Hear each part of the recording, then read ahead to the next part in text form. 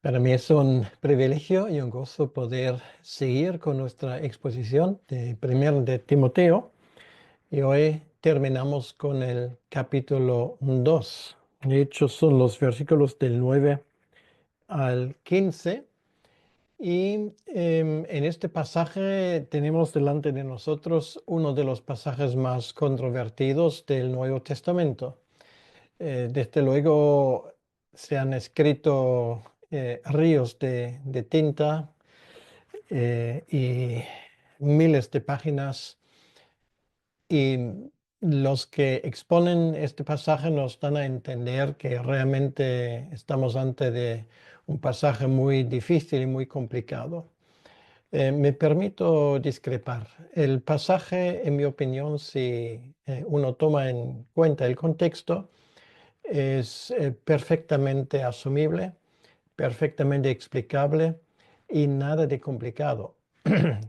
Otra cosa es que si este pasaje encaje bien en los esquemas y en las cosmovisiones de muchos de nuestros teólogos y pastores. Esto es otro asunto muy distinto, pero en cuanto al texto, realmente no hay ningún problema. Tenemos que tomar en cuenta que Pablo escribe en una situación muy peculiar, lo he dicho ya en exposiciones anteriores, que Pablo ha dejado a su, podríamos llamarlo, legado apostólico, quiere decir un hombre con una misión especial que es Timoteo. Él se queda en la ciudad de Éfeso para ordenar y organizar allí las iglesias. Digo las iglesias porque Éfeso es una ciudad muy grande, una de las urbes más grandes del Imperio Romano, con centenares de miles de habitantes y entre ellos un número creciente de creyentes. Ahora bien, ¿dónde se reúnen esos creyentes? Se reúnen en casas, porque no hay edificios, digamos, de uso público que podríamos llamar un lugar de culto, una iglesia, como nosotros entendemos el edificio de donde se reúnen los creyentes. Esto en esa época, mitad del primer siglo, no existía. Por lo tanto, esto es lo primero que hay que tomar en cuenta. Cuando leemos ese texto, hay que tomar en cuenta dónde se reunían esas iglesias. Se reunían en casas. Em, Cuando hablamos de casas, tampoco hay que imaginar que son casas enormes y grandes. Una casa incluso de una persona pudiente era también restringido, tenía restricciones de espacio. En una iglesia de ese tipo, una iglesia casera, en el lugar donde se reunían, tal vez podían caber 40 o 50 personas, pero ya en este momento y con esa cantidad de personas, realmente el espacio quedaba muy escaso. Bueno, esto es lo primero. Lo segundo que tenemos que tomar en cuenta a la hora de leer este pasaje y de intentar entenderlo es que estamos hablando de un contexto muy concreto. Y ese contexto es el culto de la iglesia. No estamos hablando de otra cosa. Por lo tanto, como ya hemos visto en la primera parte, Pablo da instrucciones para los hombres cómo comportarse en ese culto, sobre todo centrándose en el tema de las oraciones, que era un tema muy importante, y en el tema de la enseñanza y del cuidado pastoral. Ahora en esa segunda parte, también en ese marco de culto público, para decirlo así, él se centra en el papel, en el rol de las mujeres, cómo deben de comportarse en un contexto así. Entonces, eso lo tenemos que tomar en cuenta. Y hay que tomar en cuenta una cosa muy importante. Luego lo vamos a especificar. En la vida que nos rodea, por diseño divino, hay 4 áreas de autoridad. Uno es la familia, de la cual ya hablamos en su momento, con la responsabilidad del padre como cabeza de familia, su esposa y los hijos. Está claramente organizado y regulado. En segundo lugar, tenemos el tema de la autoridad, llamémoslo gubernamental o estatal. Las autoridades que nos rodean tienen ciertas funciones y hay una autoridad legítima. En tercer lugar, tenemos una autoridad en el mundo del trabajo, donde los jefes ejercen una autoridad legítima sobre la gente que trabaja por ellos. No es una autoridad ilimitada, sino una autoridad limitada. Y ahora, en este caso, nos encontramos en el marco de la iglesia, donde también hay ciertas reglas que vamos a estudiar ahora. Antes que nada, quiero leer el texto. 1 Timoteo capítulo 2, los versículos 9 hasta el 15, hasta el final del capítulo. Dice así la palabra de Dios.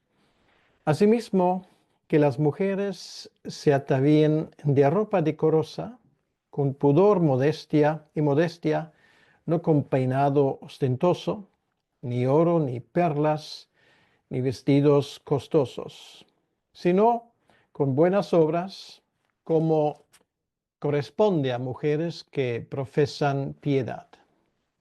La mujer aprenda en silencio, con toda sujeción, porque no permito a la mujer enseñar ni ejercer dominio sobre el hombre, sino estar en silencio. Porque Adán fue formado primero y después Eva. Adán no fue engañado, sino que la mujer, siendo engañada, incurrió en transgresión. Pero se salvará engendrando hijos si permaneciere en fe, amor y santificación con modestia. Sobre este versículo 15 también habrá que hablar porque también ha dado lugar a todo tipo de especulaciones. Pero lo que vamos a hacer antes es dedicar ese tiempo al Señor.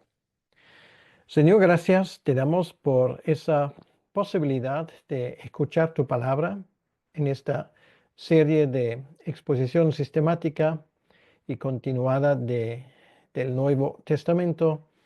Y te pedimos, Señor, que tú nos ayudes a entender bien ese pasaje que para algunos es controvertido, difícil, pero creemos, Señor, que tú no nos reveles nada que sea demasiado complejo para nosotros. Así que te pedimos que tú nos ayudes a entender bien lo que aquí en este pasaje se desglosa. En tu nombre, Señor, te lo pedimos. Amén. Bien, pues entonces hemos visto el contexto.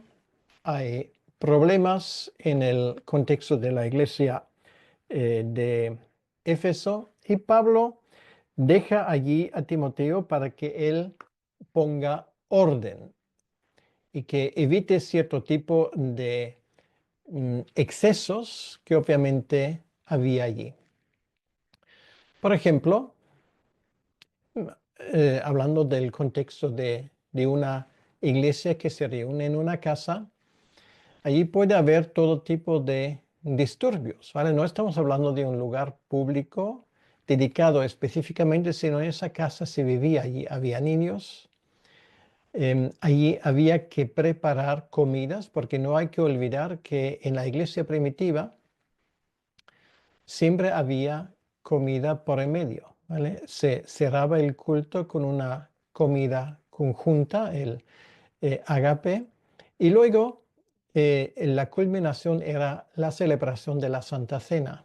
Es un poco distinto de lo que tenemos hoy, entonces ya se puede imaginar que allí esto daba la posibilidad, digamos, de tener cierto desorden, porque quien preparaba esa comida, pues muchas veces eran las sirvientas, a veces también bajo la supervisión de la mujer de la casa o de varias. Entonces, obviamente esto implica una serie de distracciones.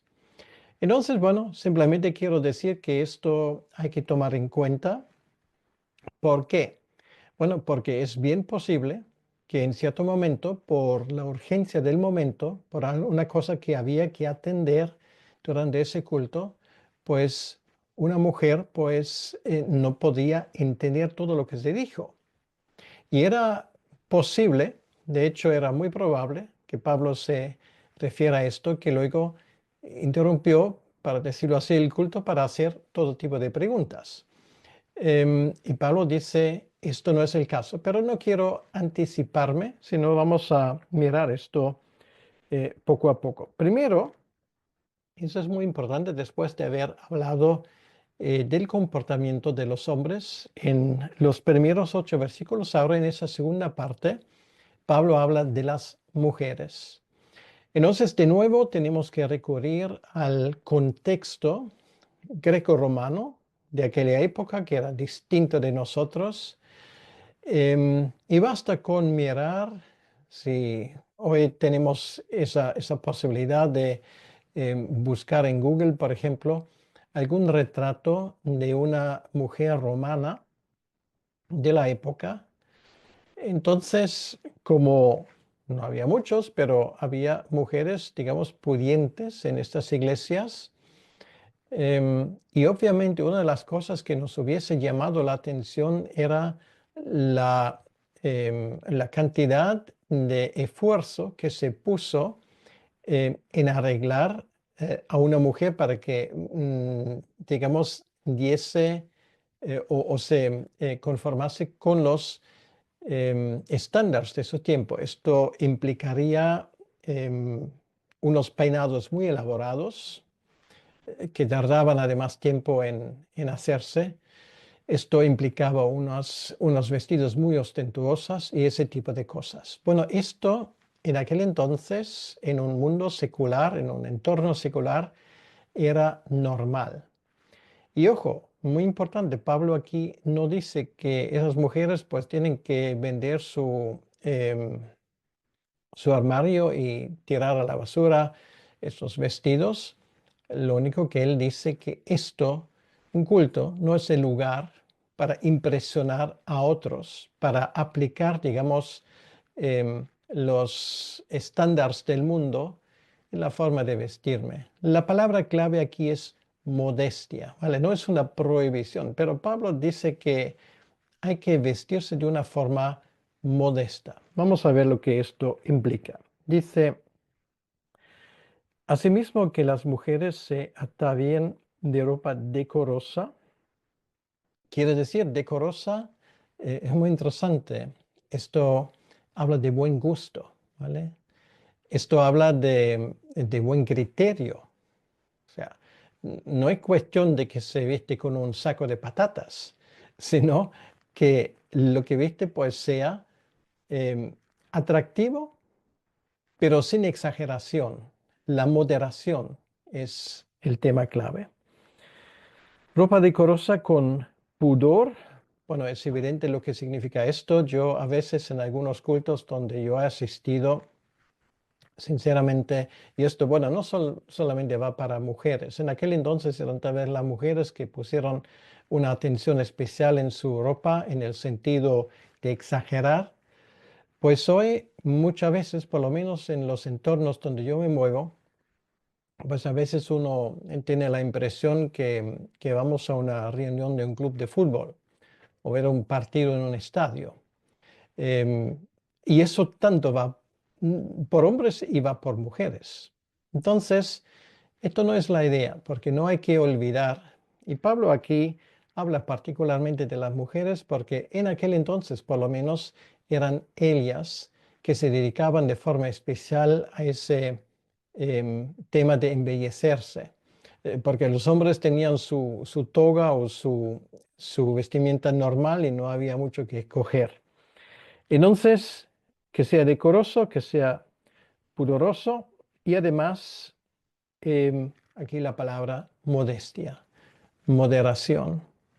Esto es una virtud cristiana Nosotros no queremos ostentar ni nuestra supuesta sabiduría, ni nuestra inteligencia, ni la cantidad de dinero que tengamos, si el Señor nos ha bendecido con esto. Modestia es la palabra y esto significa que en nuestra forma de vestirnos, en nuestra forma de presentarnos, que no causemos ningún escándalo para los demás.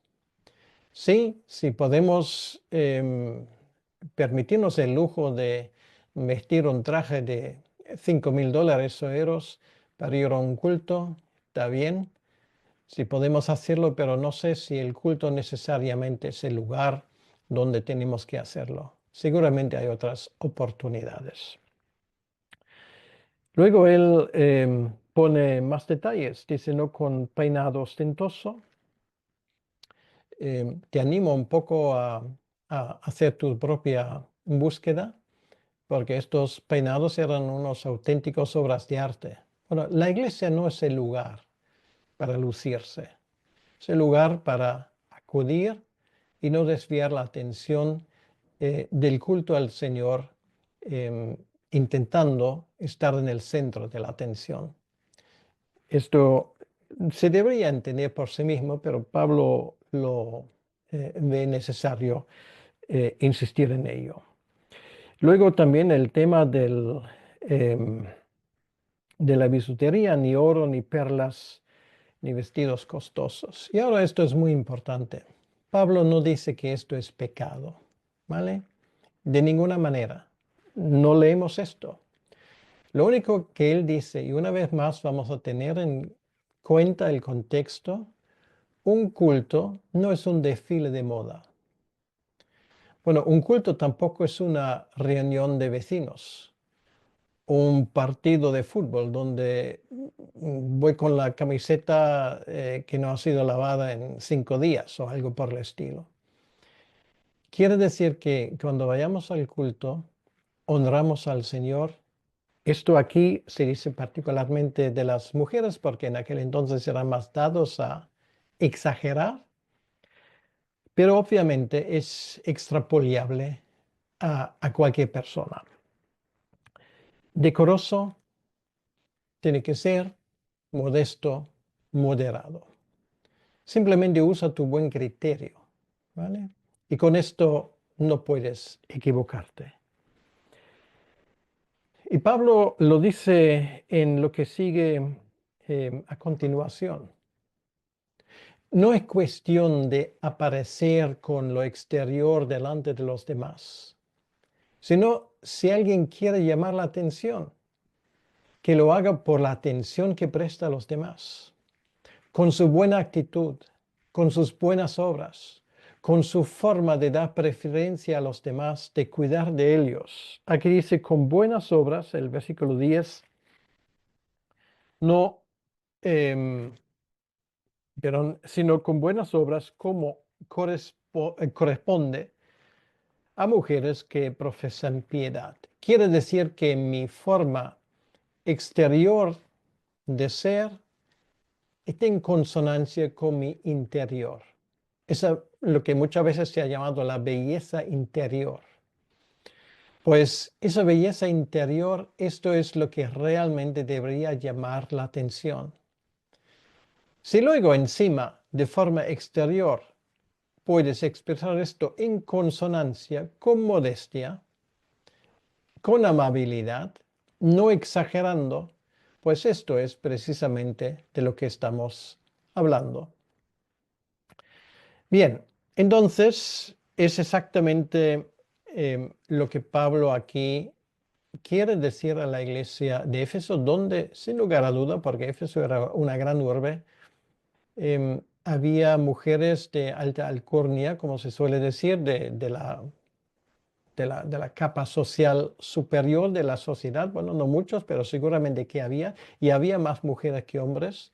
Por lo tanto, es un tema particularmente importante. Ahora, esto quiere decir para nosotros, cuando vayas al culto, tienes que ir con la intención de dos cosas. En primer lugar, imagínate que Jesucristo personalmente estuviera ahí, de hecho, está personalmente allí, ¿vale?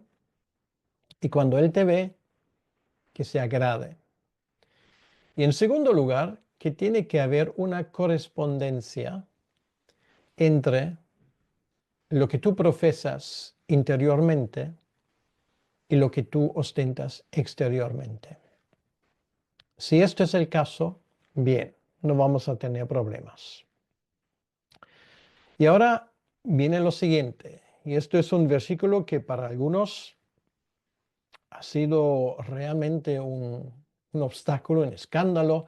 Algunos incluso han llegado a escribir, bueno, Pablo era un machista que no permite que una mujer pues se comporte como un ser humano normal, etcétera, etcétera. Bueno, todo ese tipo de cosas realmente no es el caso. Y el que lee la Biblia sin malas intenciones se da cuenta perfectamente. Porque es obvio que la mujer en el culto tenía la posibilidad, por ejemplo, de orar y de cantar. Bueno, solamente quiero leer 1 capítulo 11, versículo 5. 1 dice, pero toda mujer que ora o profetiza con la cabeza descubierta afrenta su cabeza, porque lo mismo es que si se hubiese rapado. Bueno, esto ahora no vamos a entrar en esto, ¿vale? Ahora en el tema de la profecía y todo esto, porque no es el tema. El hecho es que una mujer, y estamos de nuevo hablando en el contexto de un culto, sí podía hacer esto, podía profetizar, podía participar. O sea, esto no era el problema. Por ejemplo, no hay que olvidar que, por ejemplo, se dice explícitamente que Filipos tenía 4 hijas que profetizaban. Bien. Entonces, obviamente, tenían que haber tenido un marco donde profetizaban. Entonces, aquí tenemos, obviamente, otra cosa que Pablo aquí quiere decir. Y de nuevo, estamos hablando del ejercicio de dominio o de autoridad pastoral. Esto es el tema. Y por favor, no lo saquemos de su contexto ni del resto de lo que dice el Nuevo Testamento. Cuando aquí se dice que la mujer aprenda en silencio, esto implica que obviamente había mujeres que no aprendieron en silencio, estaban allí en el culto y eso tenemos que inferir, estaban tomando la palabra, posiblemente haciendo todo tipo de preguntas, interrumpiendo, etcétera, etcétera. Y esto Pablo dice que no es legítimo. Aquí estamos hablando de una cosa que es muy importante y esto es el ejercicio de la autoridad pastoral. Quiere decir que la mujer, en este caso, porque estamos hablando en el contexto del comportamiento de las mujeres, en esa área de autoridad está bajo liderazgo masculino. Y esto lo vemos en el siguiente párrafo, ¿vale? Es el contexto. Bueno, sé que algunos se van a cansar de escuchar esa palabra de mí cuando ven a José Hutter, piensan en contexto. Bien, bueno, si tomásemos en cuenta el contexto, pues realmente no usásemos muchos textos bíblicos como pretexto, ¿vale? Entonces, esto habla del marco de un culto y en ese culto la mujer está bajo autoridad masculina. No hay un liderazgo femenino en la iglesia y estamos hablando de liderazgo pastoral. No estamos hablando del hecho de que, por ejemplo, una mujer no podía tener ciertos cargos en la iglesia. Por ejemplo, había diaconisas. Bueno, de eso hablamos en su momento, en el siguiente capítulo, ¿vale? Pero el liderazgo es masculino.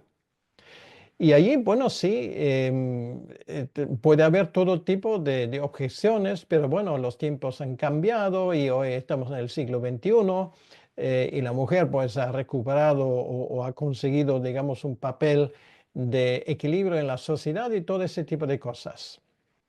¿vale? Yo lo comprendo, pero aquí estamos hablando de la iglesia.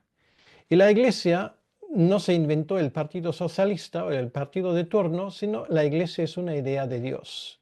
Y guste o no guste a nosotros, esto es lo que está escrito. Y esas palabras no son complicadas. Los que somos complicados somos nosotros, que vamos ahí a leer ese versículo con una mentalidad del siglo XXI que no necesariamente corresponde a lo que está en la mente de Dios. En el contexto de la iglesia, el liderazgo es masculino. Y ahora, muy importante, ¿qué pasa fuera del contexto de la iglesia? Por ejemplo, vamos a suponer que vamos a hacer una visita a la iglesia de Filipos. Pues allí, por ejemplo, está Lidia. Lidia era una mujer de negocios. Quiere decir que seguramente no todos los empleados que ella tenía eran únicamente mujeres. Allí seguro había más que un hombre que estaba trabajando y ganando su jornal por medio de Lidia. Ella era la jefa. ¿Ok? Ahora, esto quiere decir que el hombre puede levantarse y decir, vale, pues Lidia, lo siento mucho, pero yo no acepto que tú me des órdenes.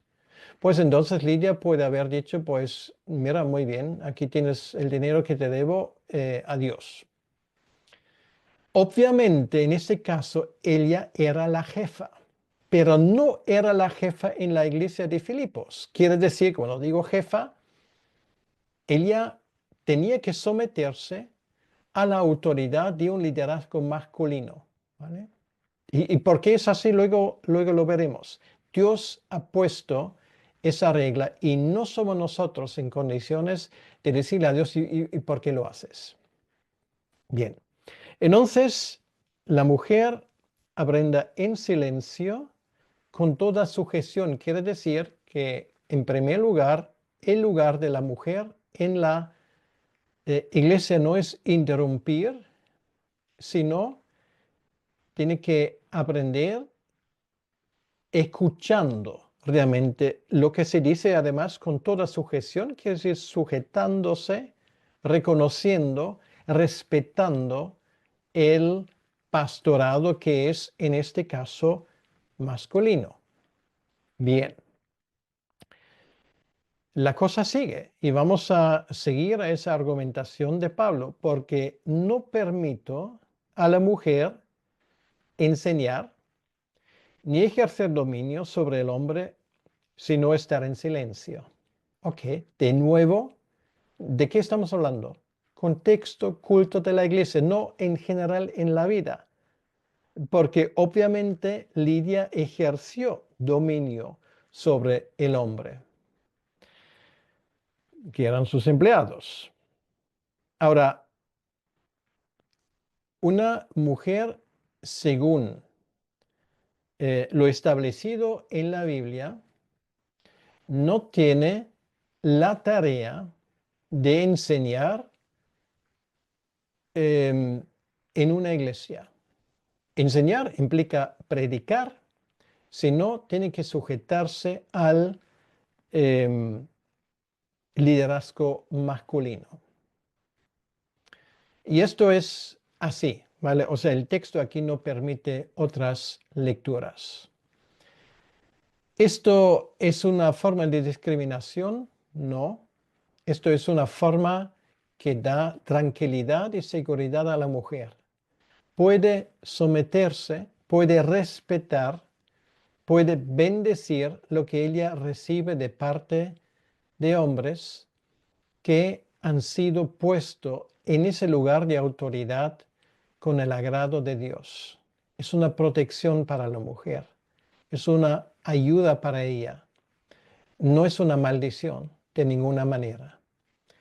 Ahora, ¿esto quiere decir que una mujer nunca puede enseñar? No, no quiere decir esto. Pablo está hablando del contexto del culto. ¿Qué pasa fuera del culto? Bueno, allí tenemos, y todos conocemos la historia de Éfeso, en la ciudad precisamente de Éfeso, donde Priscila y Aquila, ambos le estaban enseñando a Apolos.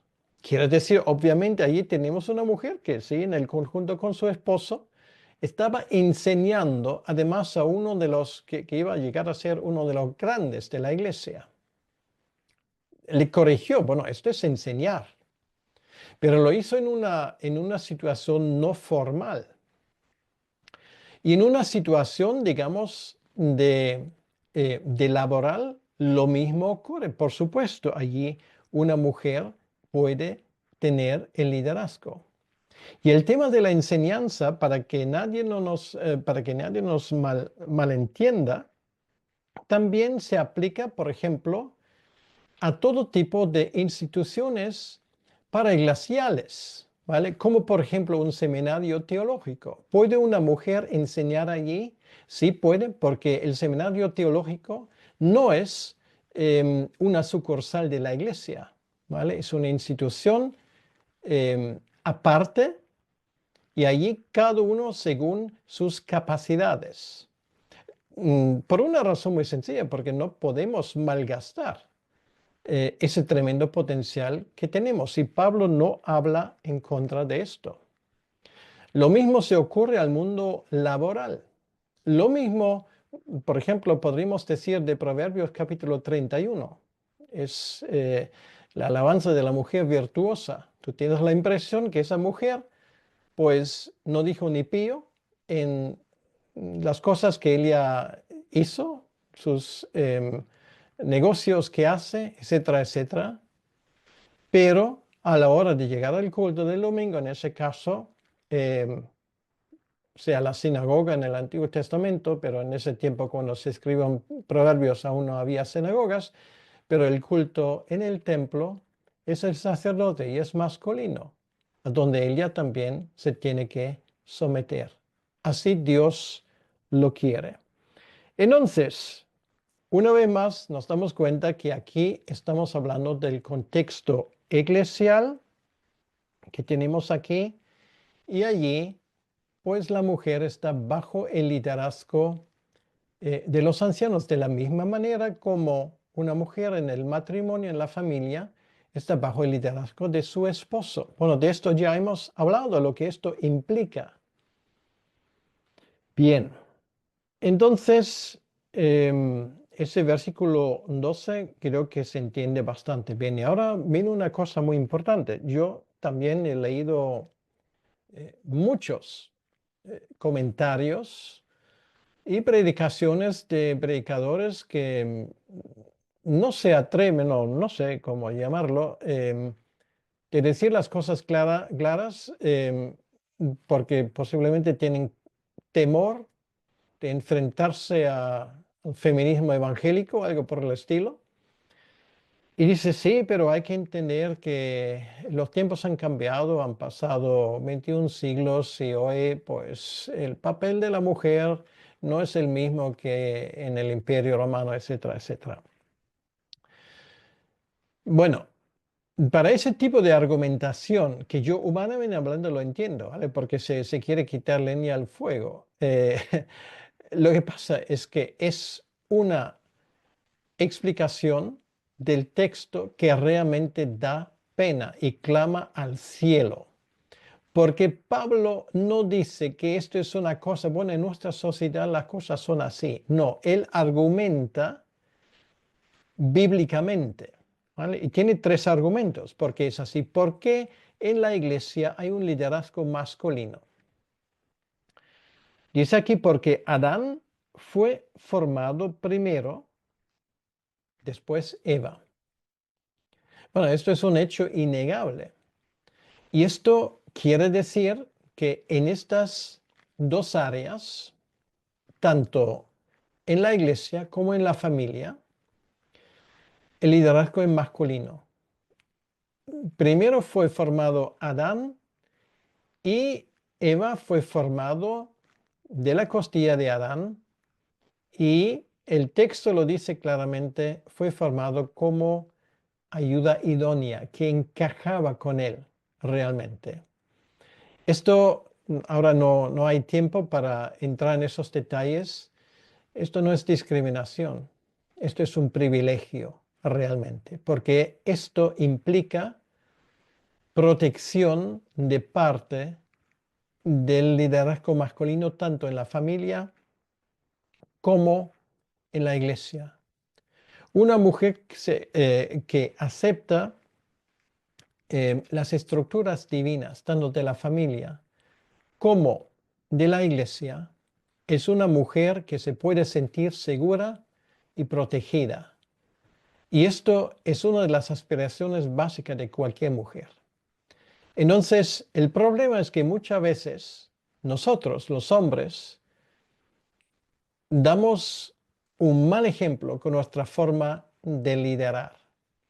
Realmente deberíamos asumir nuestro papel de asumir responsabilidad, de ser responsables y ejercer la autoridad que Dios nos ha dado con todas las consecuencias.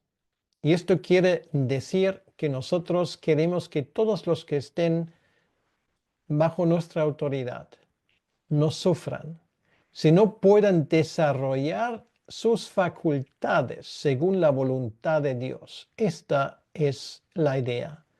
Estas son las ordenanzas bíblicas. Esto es el orden que Dios impuso. ¿Por qué? Para que su reino avance con más velocidad. Entonces, esto es lo primero. Adán fue formado primero. Este es el orden de la creación. No tiene nada que ver con la cultura grecorromana o con la cultura, qué sé yo, europeo-americana del siglo XXI. Nada. En segundo lugar, eso también es un argumento tomado de la Escritura. Adán no fue engañado, sino que la mujer siendo engañada incurrió en transgresiones. Quiere decir, también tiene que ver con el pecado. Y ojo, allí eso se distribuye por ambos lados. Fue inicialmente Eva que fue engañada, ¿vale? Porque no consultó con su esposo, transgredió allí los límites que Dios había puesto, em, y bueno, se echaron a perder todas las cosas. Fue ella que fue engañado y esto es una de las razones que Pablo aquí dice que el liderazgo es masculino, es consecuencia simplemente de lo que pasó en su momento. Si alguien quiere, bueno, a mí que me importa nada Adán y Eva. Bueno, es por Adán y Eva que el pecado que Adán cometió como nuestro representante fue también imputado a mí. O sea, esto sí que tiene consecuencias. Tiene consecuencias cada vez que tú, siendo hombre, haces un trabajo y estás sudando realmente, esforzándote, forma parte de la maldición que Dios emitió. Cada vez que una mujer tiene dolores de parto, esto es consecuencia directa de la desobediencia de Eva. Que no digas que eso no tiene consecuencia para nosotros, sí lo tiene. Y esa forma, digamos, como Dios ha establecido un orden, eso tiene que ver con el pecado de Eva, que Adán no tenía culpa, ¿no? Bueno, tú has leído alguna vez Romanos capítulo 5, versículo 12. El pecado entró en el mundo por Adán, no por Eva, por Adán, porque era el representante de la humanidad, ¿vale? O sea, ya los dos tienen sus cosas, pero aquí Pablo específicamente no está tratando con Adán o sus descendientes, sino está hablando de Eva. Entonces, esto es consecuencia del de su transgresión. Pero esa consecuencia, em, digamos, de someterse a la autoridad masculina, debe de ser una bendición, no es un castigo, debe de ser una bendición. Sirve como protección para la mujer. Entonces, el que tiene que asumir la responsabilidad es el hombre. Y tengo que decir una vez más, no sé cuántos hombres me escuchan, pero te quiero decir, bueno, ahora hablando entre hombres, lo que Dios espera de nosotros es que asumimos responsabilidad, que seamos responsables, que seamos nosotros aquellos que intentemos tanto fomentar la bendición de Dios en la iglesia como también en nuestra familia es nuestra responsabilidad y es tan fácil para muchos hombres de escaquearse de esa responsabilidad, haciéndose expertos en deportes y no sé qué tipo de cosas, cuando realmente deberían ser expertos en guiar espiritualmente a su familia. Ok, entonces en tercer lugar, y este es el tercer argumento, Pablo hablando em, de las consecuencias de la transgresión de, de Eva. Dice aquí en el versículo 15, porque se salvará engendrando hijos si permaneciere en fe, amor y santificación con modestia. Bueno, aquí tenemos otro versículo que dice, bueno, yo no entiendo. Entonces, eso quiere decir que la mujer se salva teniendo hijos.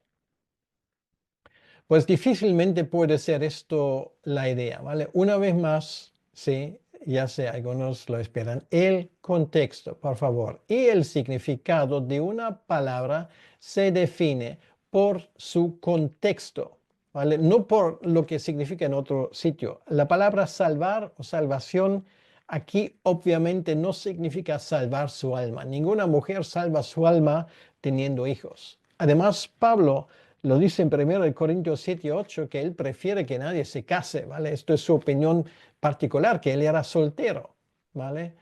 Y esto quiere decir que también Pablo toma en cuenta la posibilidad de que una mujer no se case o que no tenga hijos. Entonces, ¿qué pasa con ellos? Obviamente nos damos cuenta que esto no significa que una mujer soltera o una mujer que no tenga hijos, pues no puede salvarse. Esto sería absolutamente ridículo. O sea, esto no podemos partir de ello. Entonces, ¿de qué está Pablo hablando aquí? Pablo dice simplemente, bueno, entonces, queridas mujeres, no se preocupen. Entonces, claro, habla a la mayoría porque la mayoría también ahí en la iglesia tenía, obviamente, tenía hijos. Esto es lo que pasó. Esto de ninguna manera interfiere en la posibilidad de la salvación.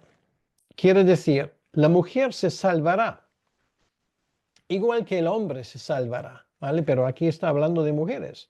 Se salvará. ¿Y cuál es su papel principal en una familia? ¿Vale? Y esto no va en contra de aquellos que no están casados o que están viudas o que ahora, pues por alguna razón no han podido tener hijos, ¿vale? Porque esto muchas veces es que, claro, no está fuera de nuestro alcance esto. Pablo está hablando en términos generales. Entonces, ¿cuál es el tema? Una mujer se salvará, quiere decir, es coheredera de la salvación, como él lo dice muy claramente en 1 Pedro capítulo 3, engendrando hijos, esto es su privilegio como madre. Ser madre es algo único. Si el padre es responsable de la temperatura espiritual en la casa, vamos a decirlo así, es la madre que tiene infinitas posibilidades más de enseñar a sus hijos, los que están bajo su custodia como madre, el Evangelio desde los primeros pasos. Incluso ya exponiéndoles a la buena influencia del Evangelio cuando aún estén en su vientre. Es el privilegio de una madre. Se salvará engendrando hijos y eso sí, ese privilegio solamente funciona si permanece en fe, quiere decir, si es ejemplar, dando a entender lo que cree, dándoselo como herencia a sus hijos, amor, y creo que eso no necesita explicación, y santificación, que es dedicación a lo que es de Dios. Y aquí viene otra vez la palabra con modestia, con modestia. Ahora, ¿dónde está el problema? ¿Les ha parecido un pasaje complicado? No por lo que Pablo dice. Lo que Pablo dice está más claro que el agua. ¿Dónde está el problema? El problema es que nos han educado de otra manera. Tenemos otra cosmovisión. Entonces, ¿qué vamos a hacer? Retar a Dios a que Él cambie sus ideas y que Él se adapte a lo que ya hemos logrado en el siglo XXI con nuestra soberbia y nuestra inteligencia, entre comillas. ¿O vamos a adaptarnos nosotros a lo que Dios ha puesto en su palabra? Pues yo sugiero lo segundo, porque de esa manera, como iglesia y como familia, vamos a estar bajo la bendición de Dios. Esto, muy al contrario de algunos quieren entender, em, no es una forma de poner a la mujer en segunda fila. No, es una forma de dar a la mujer en la iglesia cristiana el lugar que le corresponde. Y ese lugar que le corresponde es un lugar de honor, no de segunda ciudadanía o membresía en la iglesia. Es un honor poder hacer valer su influencia sobre sus hijos. O si no tiene hijos, y esto me parece muy importante, y esto quiero ponerlo al final. Hay muchas mujeres que le hubiese gustado tenerlos y no lo han tenido. ¿Para qué vamos a engañarnos? Esto no es tan fácil. Ahora, tengo buena noticia. Y esa buena noticia tiene que ver con la carta a los romanos. En primer lugar, la carta a los romanos tiene el capítulo 16. Bueno, hoy me voy a alargar un poco por 5 minutos, me van a perdonar, pero es un tema muy importante. Ahí, si contaron bien, 29 nombres en ese saludo, más de la cuarta parte son mujeres. Por ejemplo, la que envió o a la que Pablo daba la carta es la hermana Febe, que era diaconisa de la iglesia en Kengrea, dice el capítulo 16. Luego él sigue con Priscila, que le nombra delante de Aquila. Y así, pues, la cosa sigue realmente. Y luego, una cosa quiero resaltar, y esto es lo que me parece lo más importante. Saludad a Rufo, versículo 13, Romanos 16, escogido en el Señor y su madre y mía. Ella había adoptado a Pablo de cierta manera como su propio hijo. Sí, ella tenía hijos, pero Pablo también era un hijo.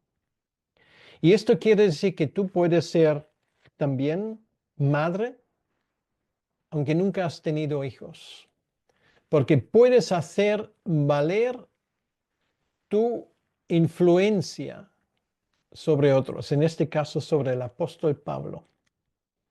Nadie sabe qué hubiese sido del apóstol Pablo sin la madre de Rufo, que aquí ni siquiera se menciona con su nombre. Piénsalo. Pues estos órdenes divinos son órdenes realmente buenos, que no son pretextos para el machismo, que es una maldición, sino realmente lo que tenemos aquí avanza el reino de Dios de manera extraordinaria. Así que te animo a tomarlo en serio, de someterte a lo que Dios establece en ese capítulo 2, tanto para los hombres, la primera parte, como para las mujeres en la segunda parte. Dios te va a bendecir por ello. Ahora bien, vamos a orar. Señor, gracias te damos en este día y te pedimos que tú bendigas esa exposición de tu palabra. Señor, ayúdanos a ser obedientes a lo que tú nos dices, a respetar el orden que tú has puesto en la creación y ayúdanos, Señor, a ser fieles hasta el final. Te lo pedimos, Señor, en tu nombre y para tu honra y tu gloria. Amén. Que Dios te bendiga.